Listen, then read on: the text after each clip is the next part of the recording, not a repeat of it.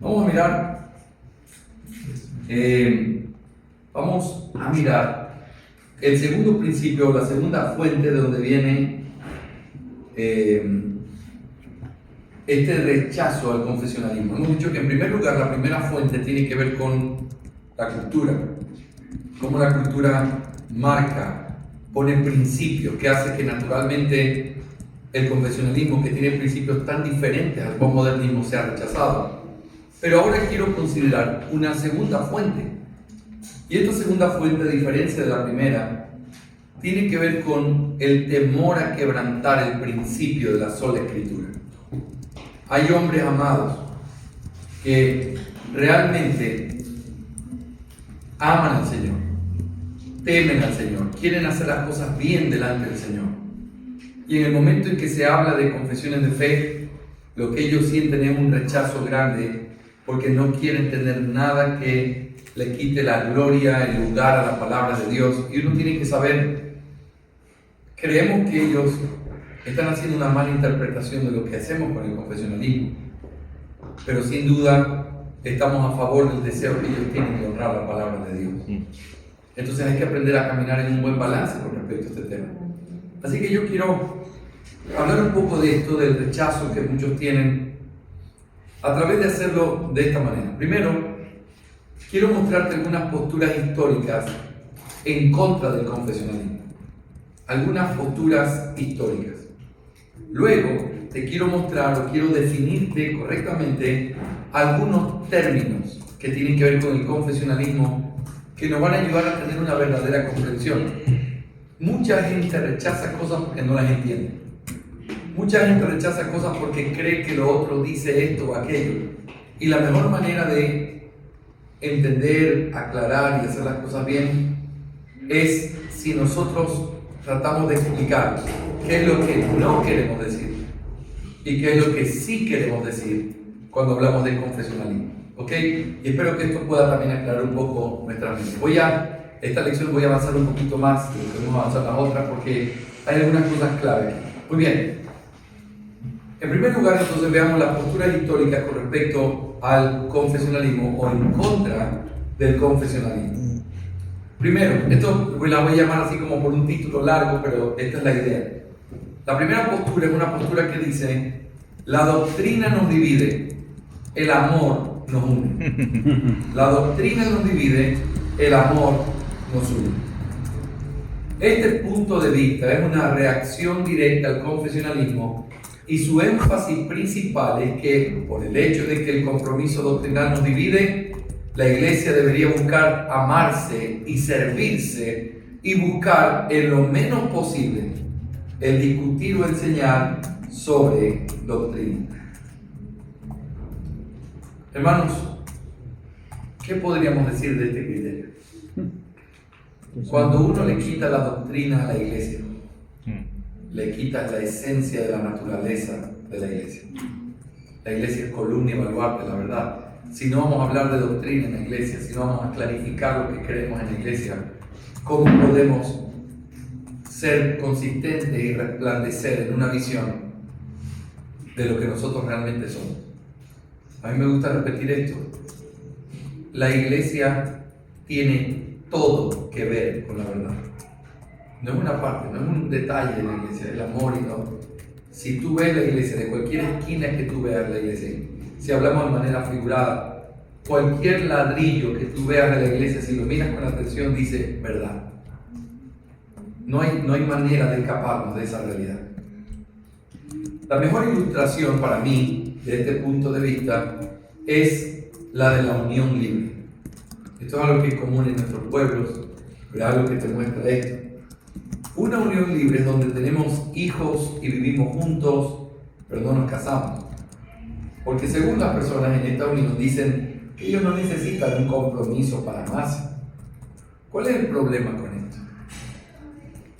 ¿Es lo mismo una unión libre y la unión del santo matrimonio?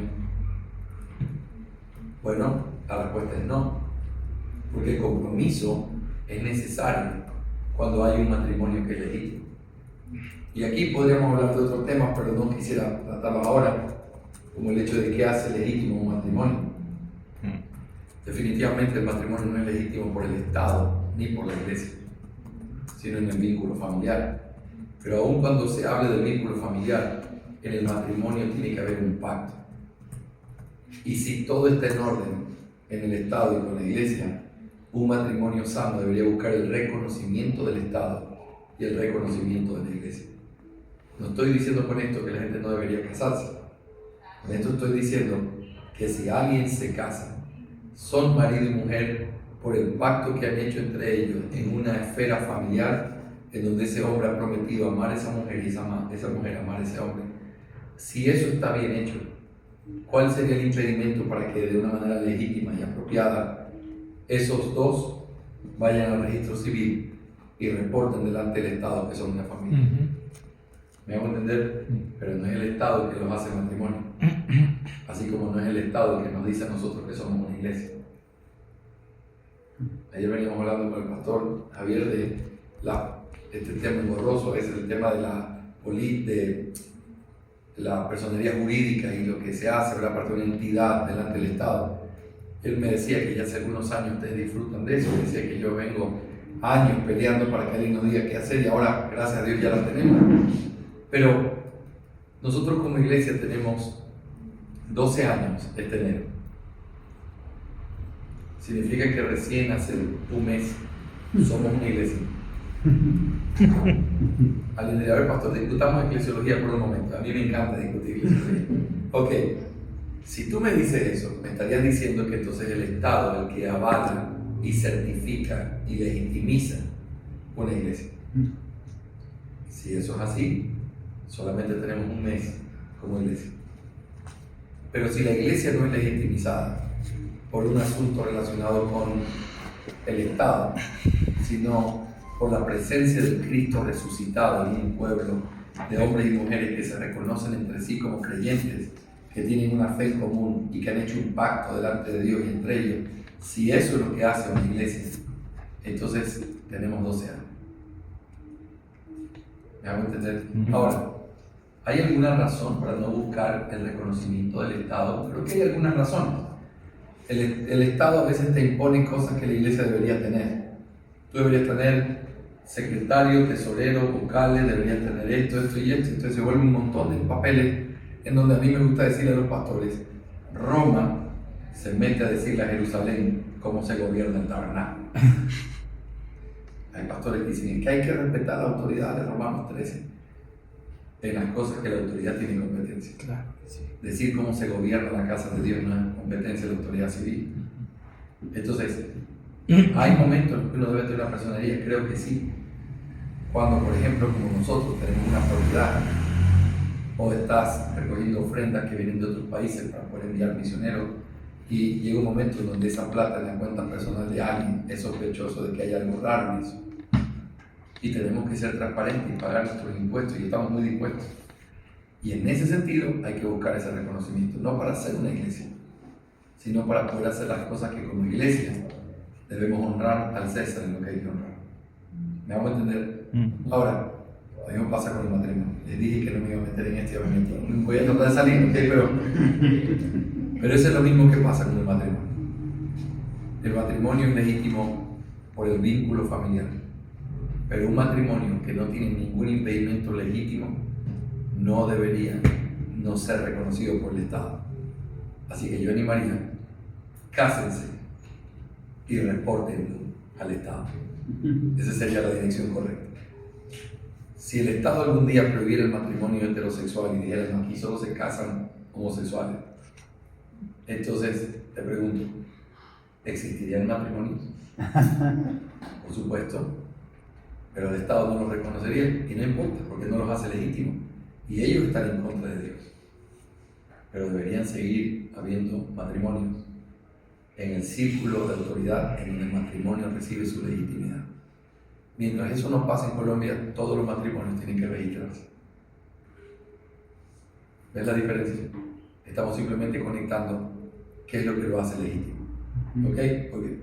Salgamos de eso y metámonos ahora en esto. Tiene una ilustración y me metí en un tema del problema. Bueno, entonces, La formalidad es necesaria, pero cuando tú formalizas, así como en un matrimonio, hermanos, hay principios claros que tienen que estar allí. En una unión libre no se dice que no puedes engañar, no se dice sobreentiende, pero cuando estás casado estás prometiendo ser fiel a tu esposa. Y estás prometiendo ser fiel a tu esposa, y estás prometiendo vivir en una relación que sea conforme a lo que Dios quiere. Hay un compromiso claro. Hermanos, si una iglesia se establece bajo no una membresía con doctrina, esa iglesia no tiene las características de ser una iglesia y es algo que está en contra de la naturaleza misma de la iglesia. Cuando la gente te dice yo no creo en las confesiones de fe, tú le dices muy bien, digamos que yo soy un cristiano que voy a tu iglesia y yo quiero ser parte de la iglesia. Si no tienes una confesión de fe escrita, ¿cuál sería la razón por la que yo sería parte de tu iglesia? Pero nosotros nos decimos, bueno, quizás porque te gusta la predicación, bueno, quizás porque te gusta el ministerio que hacemos con los matrimonios, bien. Quizás porque tenemos una visión misionera y plantamos iglesias, muy bien. Quizás porque te gusta cómo tenemos los ministerios repartidos aquí, cómo se atienden a los niños para enseñar la palabra, muy bien.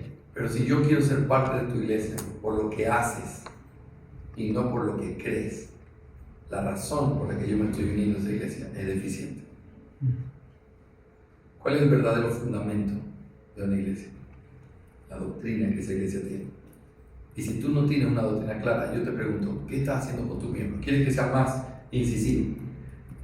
Les estás pidiendo a tus miembros nuevos que vengan con un cheque en blanco y te lo firmen y se lo estás obligando, diciendo, confía, yo nunca te haría daño. Y ellos firman ciegamente lo que nadie debería pedirles que firmen. Y están en tus manos, como si eso fuera una muestra de lealtad o de amor al Señor. Eso se llama fe implícita o fe ciega. Y eso es en contra de la conciencia. ¿Y por qué digo un cheque en blanco? ¿Qué tal si mañana te salgo que viniendo a Armenia aprendí que tiene que haber apóstoles en la iglesia? Entonces yo regreso a Santo Domingo y le digo, hermano, a partir de mañana no me llaman pastor, apóstoles. ¿Cuál es tu argumento? Si yo tengo un papel en blanco aquí que dice que tú eres miembro de una iglesia que no tiene lo que creemos. Tú eres miembro de esta iglesia y te tienes que someter, porque aquí dice que eres miembro. Aquí no hay condiciones, aquí hay un cheque en blanco. Eso es quebrantar la conciencia de la gente, porque los estás obligando a decir, créanme, yo soy un buen hombre, y eso no es algo que puedes decir bíblicamente. Nosotros establecemos doctrina. El fundamento de nuestra iglesia debe ser doctrina. Y cuando alguien quiere ser parte de la iglesia, todos nos sometemos a ese lineamiento que tiene que ser. ¿Me hago entender? Ahora, argumentar que la doctrina nos divide y el amor nos une es argumentar exactamente lo contrario a lo que te estoy diciendo. La doctrina es lo que nos une y el amor es el resultado de esa unión. Nosotros estamos aquí porque queremos algo en común.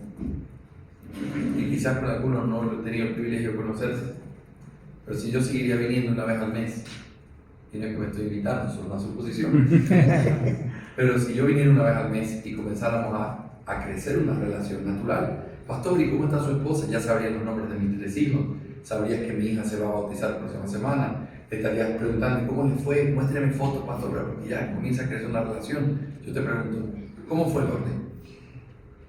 Primero fuimos amigos y luego preguntamos, a ver, veamos qué podemos creer juntos. O creemos juntos y luego nos hacemos amigos. Así es. Y nace naturalmente lo que el amor siempre hace. El amor nace cuando tú caminas con otros en una misma dirección. Se nos acusa que los hombres no somos buenos amigos, porque somos amigos de los que están a nuestro lado. Te fuiste y va a venir otro mejor amigo. Y vamos a hablar 50 años, nos volvemos a ver y si estamos juntos un fin de semana somos los mejores amigos otra vez. Así somos.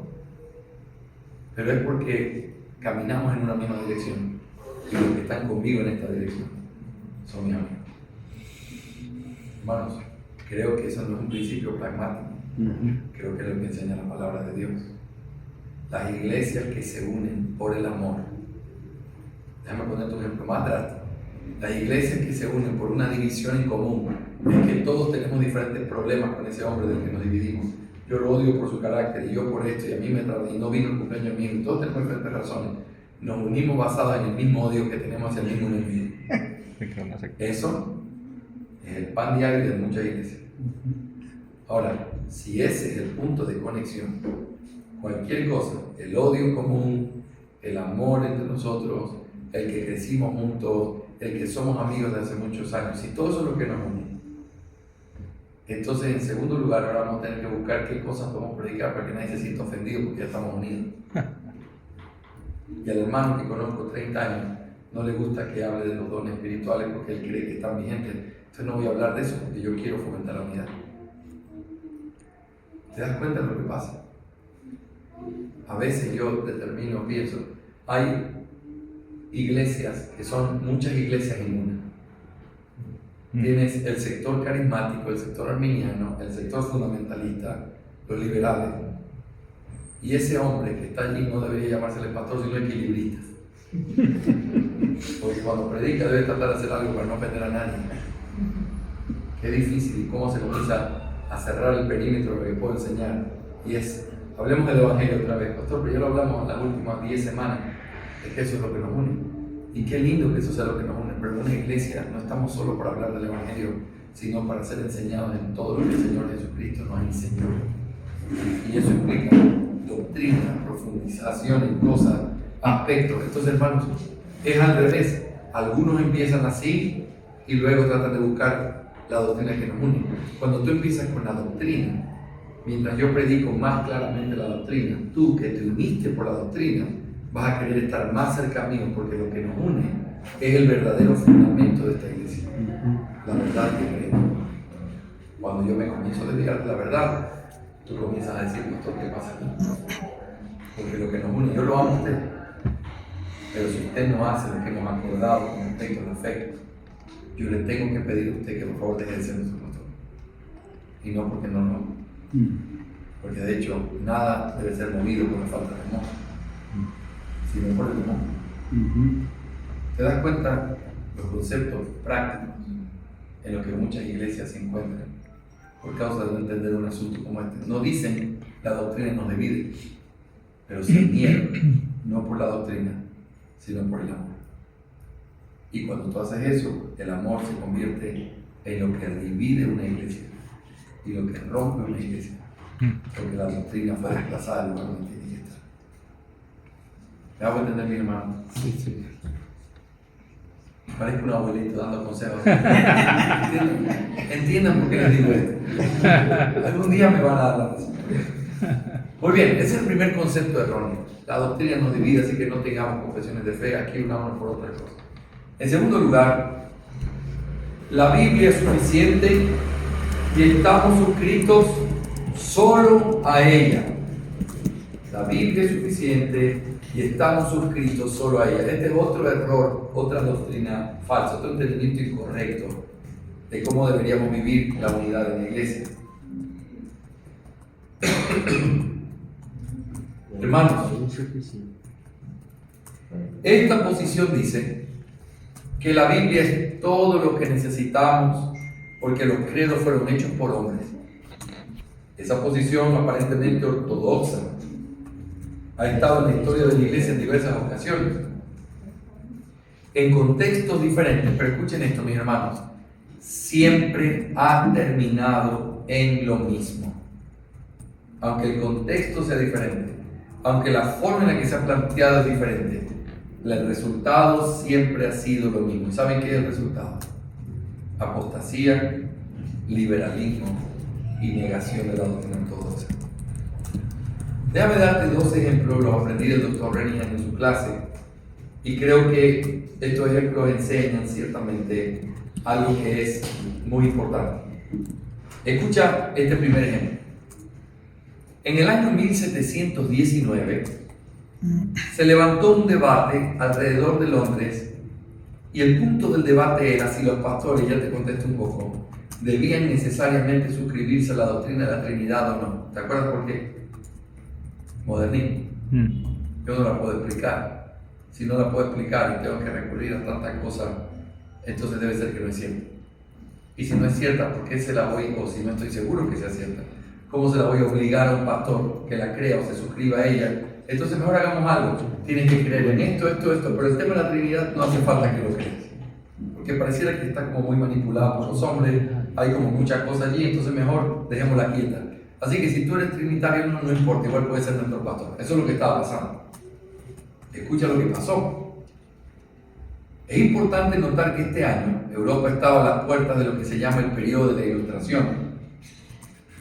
La ciencia comenzó a golpear las bases de la religión, haciendo un llamado al estudio secular de las cosas para poder, de esta manera, confinar a la religión a las cuatro paredes de los templos, sacándola de todas las escuelas y de las universidades. En este oleaje tan agresivo, la doctrina de la Trinidad comenzó a recibir ataques. Así que un grupo de personas comenzó a decir que no se debía tomar una partida exacta sobre si el pastor creía o no en la Trinidad, ya que había muchas explicaciones humanas en esta doctrina. Debido a la necesidad y a la controversia, se hizo una asamblea entre algunas iglesias en Londres. Se invitó, por un lado, a los congregacionalistas, a los bautistas generales o bautistas arminianos, a los bautistas particulares y también a los presbiterianos ingleses. 4 grupos marcados, todos reformados, ¿verdad? Bueno, a excepción del bautista general, pero de una línea ortodoxa. 4 grupos se reunieron para poder tratar en una asamblea interdenominacional, vamos a decir así, porque aquí el tema ya no era nuestra diferencia entre nosotros. Aquí el tema es, hay un problema con la Trinidad y todos nosotros lo creemos. ¿Qué vamos a hacer? Deberíamos, hermanos, ¿qué creen ustedes? ¿Cuál ha sido su experiencia? ¿Deberíamos exigir que en nuestras iglesias congregacionalistas los pastores se suscriban a la Trinidad? Los presbiterianos quizás preguntaron, hermanos, ¿cómo ha sido ustedes entre los bautistas que creemos que son reformados de segunda clase, etcétera? ¿Pero qué creen ustedes? Tenían que sacarme eso. ¿Qué creen ustedes con respecto a este tema de la Trinidad? ¿Saben? Hemos comenzado a pensar que quizás no es buena idea exigirse y comenzó el debate. Así que imagínense la asamblea, estamos en medio de la asamblea. ¿Cuál fue la conclusión a la que llegaron? Estos son hechos históricos. En esa asamblea se hizo una división de opinión. Los bautistas generales, arminianos, y los presbiterianos ingleses estuvieron de acuerdo en que no era necesario que los pastores se pronunciaran o se suscribieran en el concepto de la Trinidad para poder ser recibidos como pastores. El otro lado, los bautistas particulares y los congregacionalistas decidieron seguir siendo confesionales. No, si alguien va a ser nuestro pastor, tiene que suscribirse a nuestra confesión de fe. La declaración de Saboya, o de Savoy en inglés, es la declaración de los congregacionalistas. La de los bautistas particulares es la segunda confesión de Londres. Si no se suscribe a nuestra confesión, no puede ser un pastor. Y eso incluía entonces, por obvio, que tenía que ser trinitario. La decisión tomada ese día trajo consecuencias para los bautistas generales y los presbiterianos escoceses. Los dos grupos se terminaron convirtiendo en grupos unitarios y perdieron todo sentido de la doctrina cristiana ortodoxa. De hecho, esas dos denominaciones terminaron desapareciendo con el tiempo. Hoy en América, déjenme hacer esta explicación. En América, la gran cantidad de bautistas son arminianos, pero no es porque vino así de Inglaterra, porque nunca salieron de Inglaterra los bautistas arminianos, se perdieron. La razón por la que tenemos bautistas arminianos es porque los bautistas calvinistas que llegaron a Norteamérica se olvidaron de esa historia y comenzaron a transar con la doctrina otra vez. Y volvieron a afirmar esta vez confesiones de fe, pero con un calvinismo licuado. Y cuando entró el liberalismo teológico y el dispensacionalismo ganó la batalla de estar en todo el mundo, las iglesias bautistas se hicieron arminianas. Encontrar iglesias calvinistas, bautistas, a principios del siglo XX era casi imposible. Porque Spurgeon acababa de morir, estaba claramente la doctrina predicada, la elección, hubo un resurgir en ese tiempo pero por causa de la lucha contra el liberalismo, es como si el calvinismo pasó, le dicen en Estados Unidos, a la orilla de atrás, y estaba ahí a fuego lento, despacito. Después hablamos de eso. Ahorita vamos a defendernos del verdadero problema, que es gente que está peleando contra la ortodoxia, diciendo que la Biblia no es inspirada, y tienen razón, porque eso tenía prioridad. Pero como esa pelea duró tanto tiempo, lo que estaba en la orilla de atrás se apagó. Y lo que quedó como la sana doctrina en esos años era: ¿crees en la inspiración verbal y plenaria de la Escritura? ¿Crees en los fundamentos de la fe? Tienes que ser arminiano y tienes que ser dispensacional. Hace 20 años, decir que no creías en el rapto era decir que tú no eras un cristiano ortodoxo. El día de hoy todavía en algunos círculos no se ha desarrollado eso y no hay como más conversación. La gente simplemente se cierra y dice: no, tú estás negando la Escritura. Oye, el dispensacionalismo y el rapto tienen 150 años. El que está negando la historia eres tú. Pero eso es otra discusión. Lo que quiero decir es que ganó tanta preeminencia en el mundo, en el escenario donde estaba, que simplemente perdió la visión de que eso fue lo que la iglesia creyó desde el tiempo de la Reforma Protestante, claramente hasta esos años, a principios del siglo XX. Bueno, no somos los primeros cristianos. Ignorar la historia es ser negligentes en el trabajo que tenemos que hacer. Y lo que les he dicho son hechos históricos. Déjenme darles otra historia. ¿Les gusta la historia o no? Las historias ayudan. Yo tomo nota de las historias, para mí me ayudan a entender. Mira otra ilustración muy parecida. La otra ilustración tiene que ver con la historia contemporánea de los bautistas en Norteamérica. No América. ¿Qué cosa?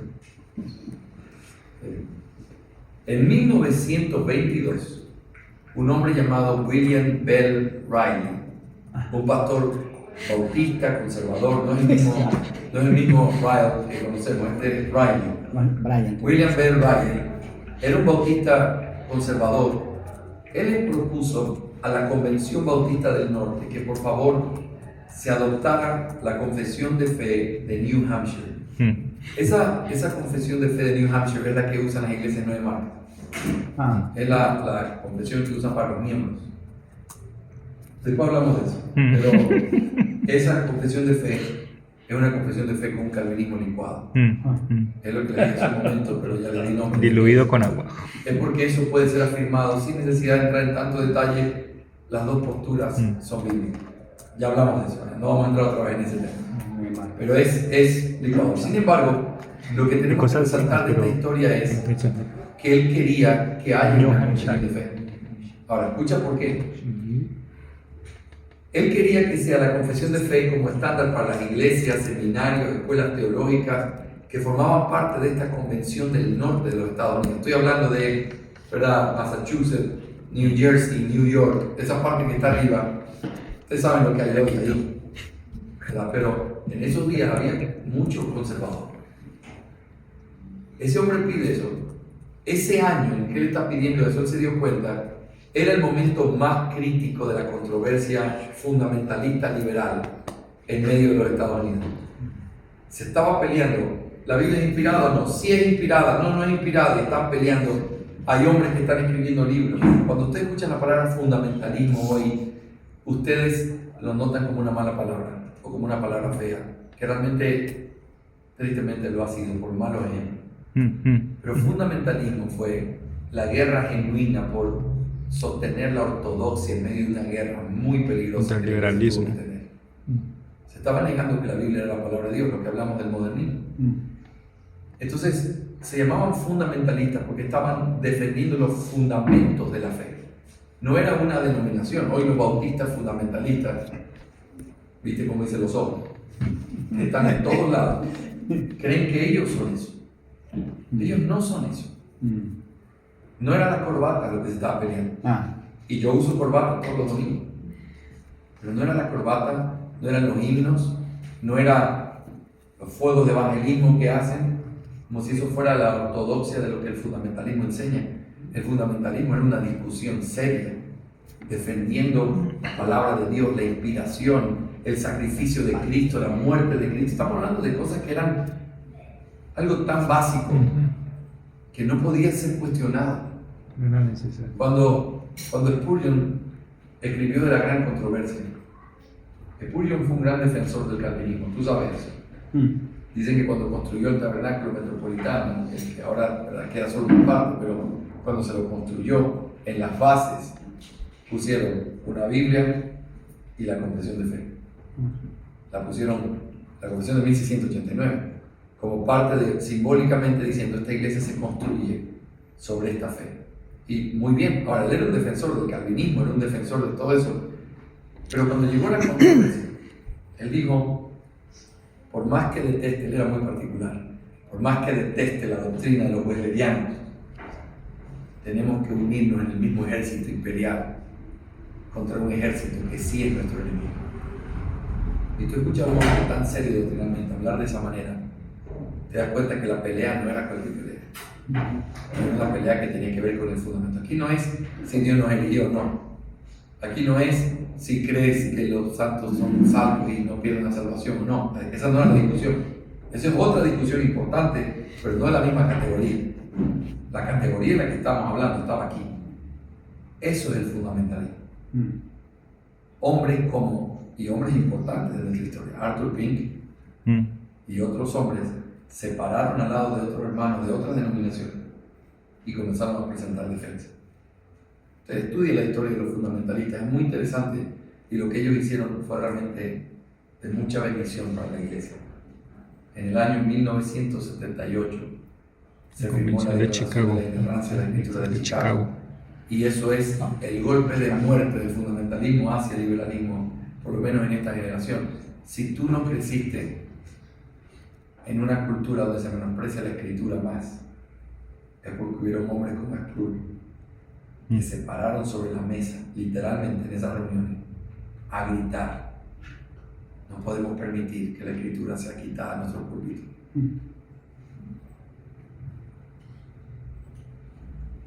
Hermanos, nosotros somos testigos de hombres que están muriendo, que fueron muy importantes, más allá de nuestras diferencias con ellos. MacArthur también estuvo ahí. Y otros hombres que solamente los podemos recordar ahora en los sermones que predicaron. Tuve el gozo de conocer al doctor Spurgeon en persona. Era una candela pura. Pero esos son los héroes de los que uno mañana va a hablar y decir: ¿te acuerdas de Spurgeon? Sí, en mi tiempo, cuando yo vivía, había otro como ese. Esos que no se repiten fácilmente por su carácter, por su broma, por lo que sea, pero un hombre que peleó la batalla. Esa es la verdadera batalla fundamentalista. Y por eso molesta tanto el concepto del fundamentalismo en nuestros días, que es sectario, que es destructivo, que es sin misericordia, que no entiende la escritura, que es arminiano. Eso no es lo que hombres como Spurgeon, como MacArthur, como Geiger y como otros pelearon en esos días. Y es importante que ustedes lo sepan, para que no se rechace eso simplemente tirando todo por la borda, como si no hubiera valor en eso. Toda la historia de la iglesia tiene hombres como esos. Y esos son los nuestros. Esos son los que nosotros respetamos, porque son de esta generación. Y esperamos que se levanten hombres así para la generación que viene. Cuando quizás tengamos canas y alguien diga: ese hombre peleó a favor de la verdad en medio de una crisis bien grande, donde todos buscan unificar el amor. Olvídense las confesiones, olvídense todo ese tema. Aquí lo importante es que nos amemos y nos ayudemos. Espérate un momento. Y si hay algo para lo que nos sirve la historia, es para que no volvamos a repetir. Así que esto es claro. Ya le doy la palabra a mi hermano. Quiero terminar esta historia para no dejarlo con qué pasó, ¿verdad? O cerremos aquí y lo mando a investigar. No, todo ahora, las dos cosas. El liberalismo había golpeado algunas de las iglesias que pertenecían a esta convención del norte. Ya estaban comenzando a abrazar esto. Pero la propuesta fue rechazada enfáticamente por el pastor de esa iglesia a la que él estaba apelando. Era la iglesia más influyente. La iglesia, el pastor se llamaba Cornelius Wolfkin. Era la iglesia, famosa iglesia bautista de Park Avenue en New York City. Era la iglesia donde iban los Rockefeller. La iglesia, ¿verdad? Con prestigio y importancia, como siempre, a veces por un tema de dinero la gente gana cierta preeminencia, no por nada más. Ese hombre dijo estas palabras, Cornelio Walker: la Convención Bautista del Norte afirma que el Nuevo Testamento es el fundamento todo suficiente de nuestra fe y práctica y no necesitamos ninguna otra declaración. Suena muy bien, suena muy ortodoxo. Alguien se pondría de pie y alguien que no estuviera tomando esta clase se podría de pie aplaudir y diría: amén, estoy de acuerdo con eso, solo la Escritura. Muchos hombres hoy hacen eso. Solo la Escritura.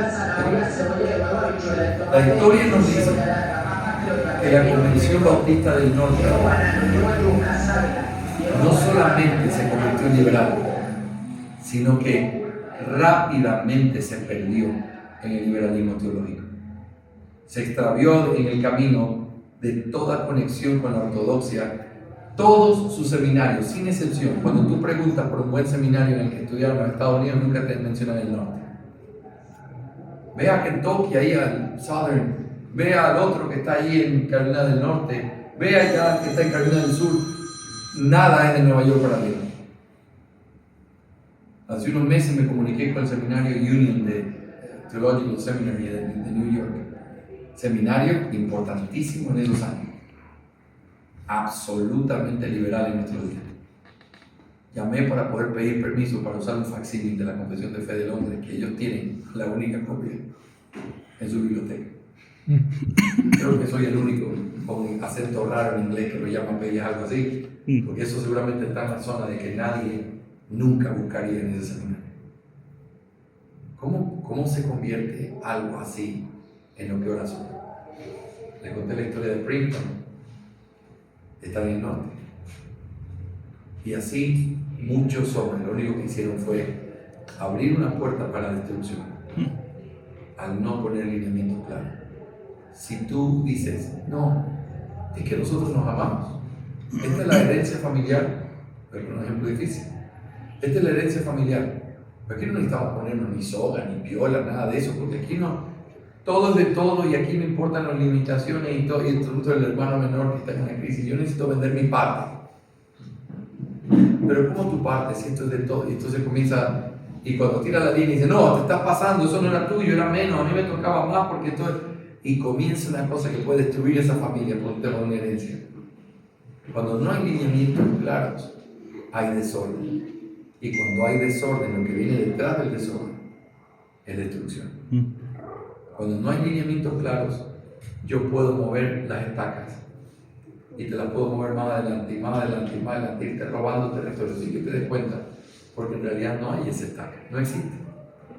Solo que hoy yo te dije que mi territorio llegaba aquí, pero mañana sin que te des cuenta lo traes para acá. Y pasado mañana lo traes más acá. Y cuando te das cuenta dices, esto no era así. ¿Y quién dice que no era así? Yo estoy parado aquí y esto es mío. ¿Y cómo tú me explicas que esto no era así? ¿Dónde está la línea para que me digas que esto no era así? ¿Para qué pones líneas? Para que nadie pueda atravesar los linderos. Y si los atraviesa, saber que lo hizo. Cuando no hay linderos, hay peligro.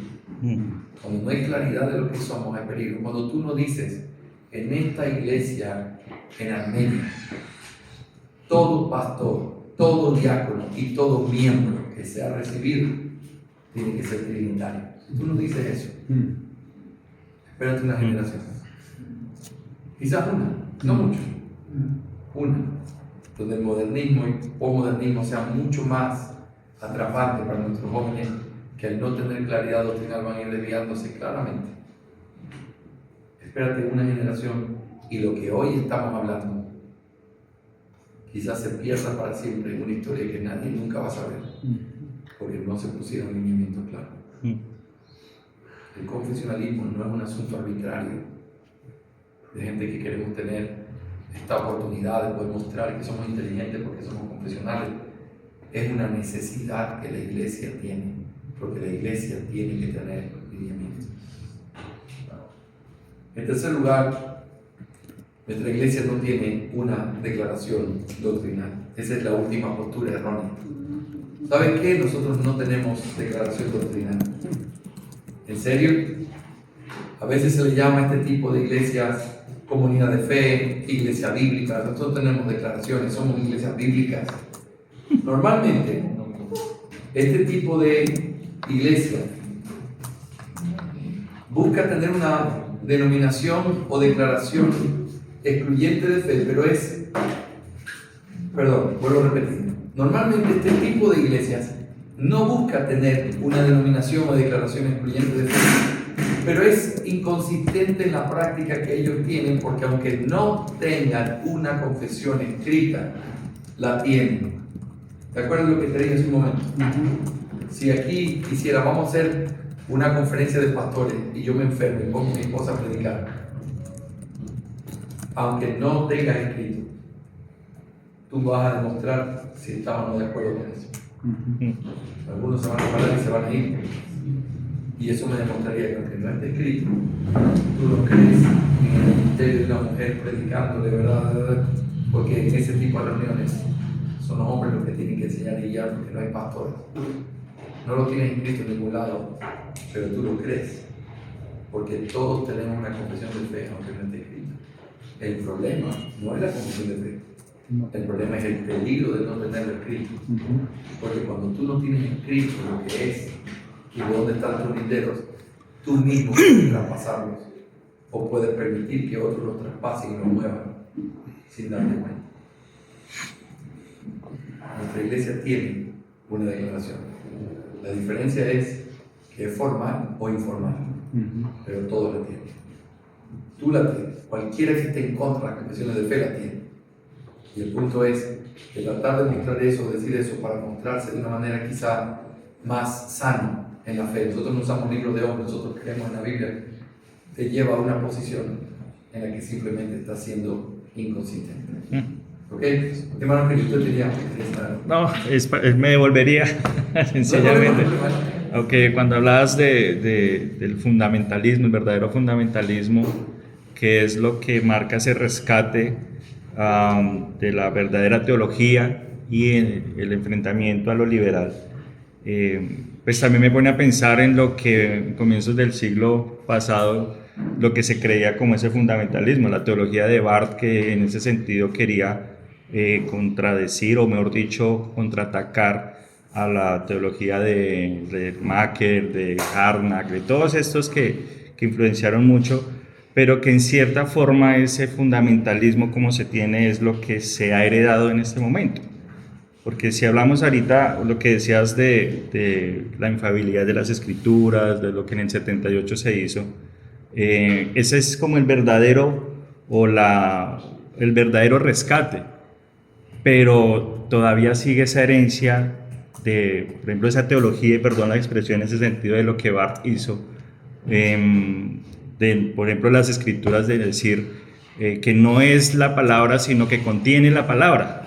Eso es lo que la neortodoxia es lo que ahorita se tiene como ese fundamentalismo. Es lo que le decía, pero no solo eso, porque se ha tratado de rescatar ese tipo de conceptos. Precisamente el fundamentalismo se basa en cosas como la Declaración de Chicago de 1978, y eso está bien. Por ejemplo, yo estudié en un periodo, en un instituto donde eran arminianos, dispensacionales, pero eran fundamentalistas. Y yo aprendí, pero era algo bueno, yo aprendí que, aunque no me lo explicaron, porque no sabía quizás ellos qué significaba, pero yo aprendí esto: creemos en la inspiración verbal y plenaria de la palabra de Dios. Eso no es neortodoxia, eso es ortodoxia, porque eso significa: creo que la Biblia fue inspirada en todas sus partes y en todas sus palabras. No es las partes, porque ¿cuál era la acusación? La acusación era esta: hay lugares donde la Biblia no es exacta y realmente no se ha descubierto. Entonces, cuando habla de números, que 50.000, que vivió 800 años, tómalo como mito. Eso es, ¿verdad?, una forma, capaz que contaban diferente. Eso es escrito de hombres, porque solo le podemos atribuir al hombre los errores. Pero cuando habla de que para ir al cielo solo Jesucristo y esto, Eso tienen que saber que eso es de Dios, eso es palabra de Dios. Entonces, el decir eso significaba que habían ciertas partes de la Biblia que no tenían inspiración divina y por lo tanto errores humanos, y entre ellos geografía, números, imprecisiones del clima, ¿verdad? Y se detuvo el sol, ¿cómo hacer que se detenga el sol? Entonces eso debe ser de hombre. Y entonces, al verlo de esa manera, decían que no son todas las partes. Pero la doctrina ortodoxa dice total, no es parcial, es total. Pero por el otro lado, no es solamente, y aquí la lucha era la forma en la que Dios inspiró. Porque entonces la pregunta que los hombres decían es, ok, ¿y por qué hubo estos problemas?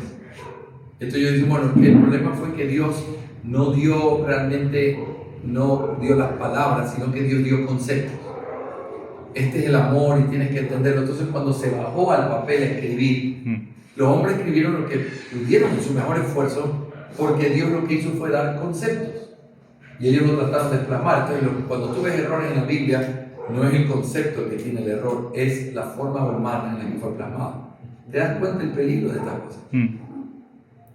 Otro dice, no, lo que hizo Dios fue que lo hizo de manera mecánica. Él y yo escribieron y eran como esos medios, con los ojos para arriba, tirados para atrás, y escribiendo así como que si Dios le estuviera dictando como una máquina a escribir. Eso es lo que hizo. No, eso tampoco hizo Dios.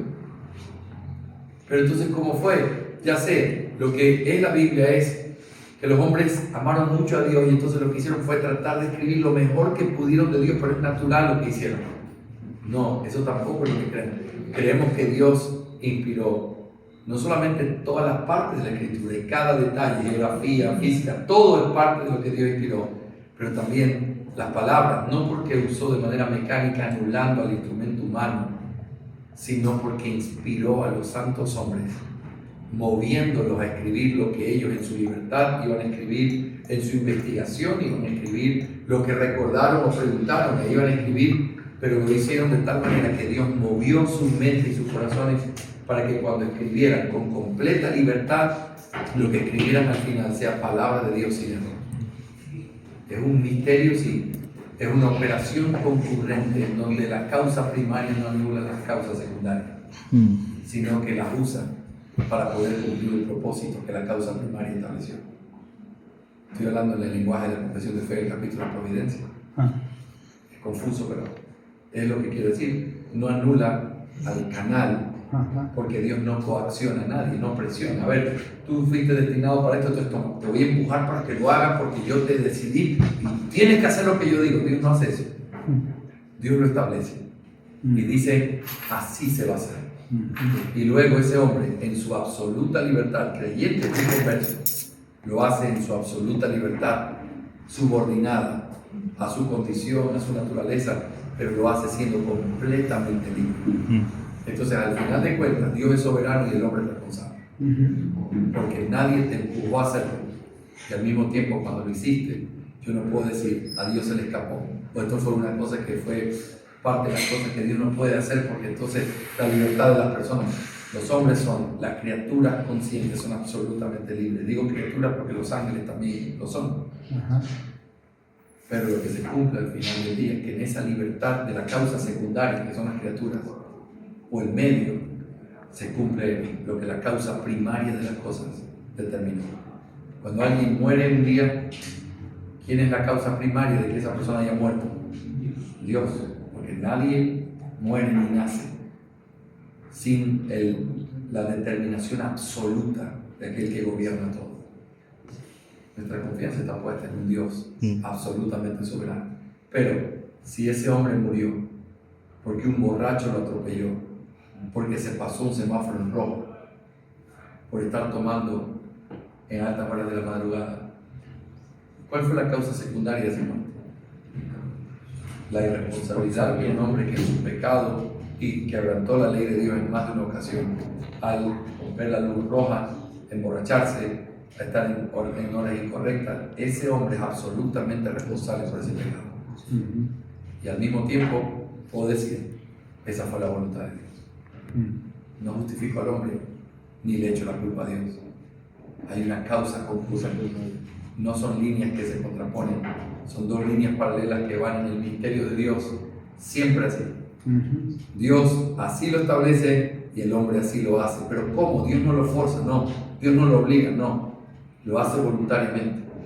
Y al hacerlo voluntariamente, llegamos a la conclusión, eso es lo que Dios quería.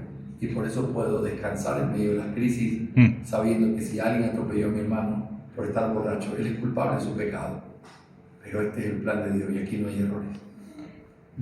Y por eso yo puedo encontrar consuelo, porque Él hace, el que determina todo, lo hace conforme a la abundante riqueza de su gracia con la que mira a este mundo a través de su gracia común y con amor eterno y de completo amor y honra hacia su iglesia, la que ha amado de antes de la fundación del mundo.